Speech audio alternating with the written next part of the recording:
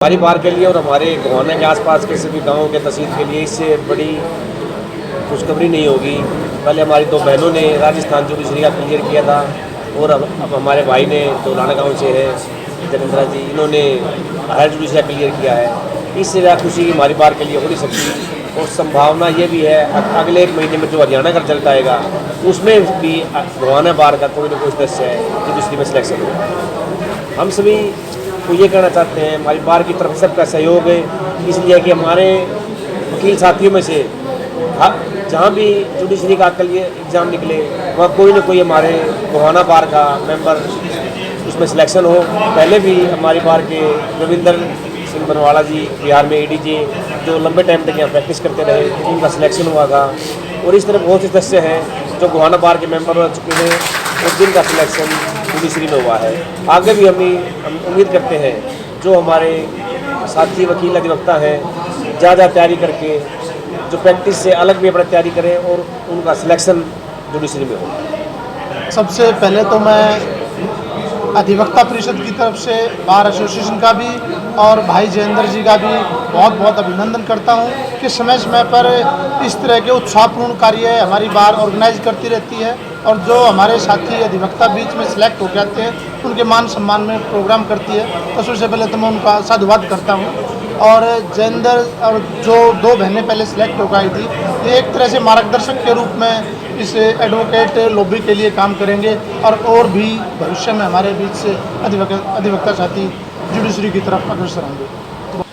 साथी जयेंद्र जी हैं, अवलाना गांव से हैं। बार से निकल के इतने ऊपर पहुँचे, हम इनको अपनी तरफ से और बार की तरफ से और अपनी पूरी गोहाना तहसील की तरफ से बधाई देना चाहते हैं। पूरे सोनीपत डिस्ट्रिक्ट में एकमात्र ऐसे साथी हैं ये जिन्होंने यूपी में एडीजे का टेस्ट क्लियर किया और एडीजे चयनित हुए। हमारी तरफ से भाई को बहुत बहुत बधाई। सफ़र काफ़ी इंटरेस्टिंग रहा है, उतार चढ़ाव रहे हैं काफ़ी। मैंने जो स्कूलिंग है गीता स्कूल से की थी, गीता विद्या मंदिर 1997 में मैंने 10वीं पास की थी, लेकिन 12वीं पास करते करते 3-4 साल लगे थे। 2001 में मेरी 12वीं पास हुई, फिर 5 ईयर लॉ की 2006 में, उसके बाद LLM की और LLB के दौरान मैंने all India international yoga championship खेली 3-4, उसमें ऑल इंडिया लेवल पे मेडल जीते।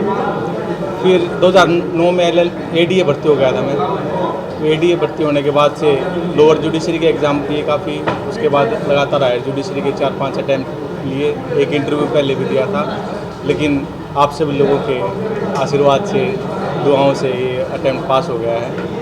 देखो जी, गांव के बिल्कुल जड़ों से उठे हुए थे हम तो। मतलब जब स्कूल में 12वीं पास की तब तक पता नहीं था कि भाई जज बनना है या वकील बनना है। LLB में एडमिशन बाई चांस हो गया था, वो भी कुछ सोच के नहीं गए थे कि वकील ही बनना है, मैं जज बनना है। तो धीरे धीरे जैसे समाज में प्रवेश किया, देखा कि भाई क्या चीज़ें कैसे चलती हैं, LLB के बाद क्या क्या कुछ होता है, तो जज बनने का सपना देखा, जिससे मेरा खुद का परिवार का, समाज का एक दर्जा ऊपर उठता है।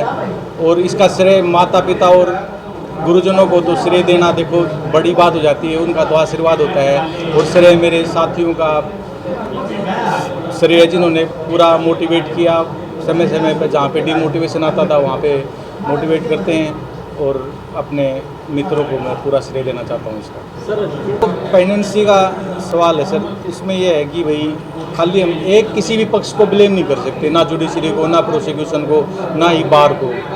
इसमें बहुत सारे फैक्टर इन्वॉल्व हैं, लेकिन मैं ये प्रयास करूँगा कि जितना मैंने डिफेंस लॉयर के रूप में काम किया है, प्रोसिक्यूशन के रूप में भी काम किया है मैंने, और अब मैं बेंच पे आ गया हूँ, तो मैं अपने दोनों तरह के अनुभव का यहाँ पे पूरा फ़ायदा उठाने की कोशिश करूँगा और कोशिश करूँगा कि प्रॉम्प्ट डिस्पोजल और एक इफ़ेक्टिव डिस्पोजल में सहयोग। और में जो स्वागत किया गया है मनदीप, कुंडू, रजनीश और जो सम्मानित वो पठान जी और सेक्रेटरी साहब हैं, इन्होंने मुझे बुलाया था। मैं इस बार का इस पे फॉर्मल सदस्य नहीं हूँ, तो क्योंकि मेरे एरिया की बार है, मैं यहाँ पे पला बढ़ा हूँ, तो इस बार से मेरा जो संबंध है वो बड़ा ही महत्वपूर्ण संबंध है।